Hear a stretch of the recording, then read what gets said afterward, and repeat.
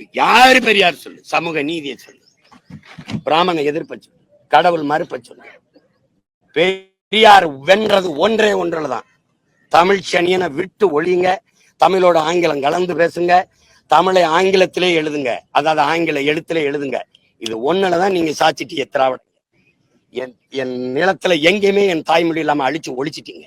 தமிழ் எழுத படிக்க தெரியாத பல தலைமுறை உருவாக்குனதை தவிர எல்லா இடத்துலயும் தோத்து போனீங்க. எங்கே இருக்கு கடவுள் மறுப்பு?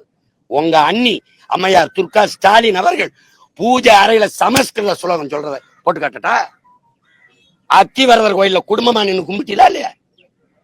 கோயில் கோயிலா போய் நாங்க 1999 கோயில்ல குடமுழுக்கு நன்னீராட்டு, அது கூட தமிழ்.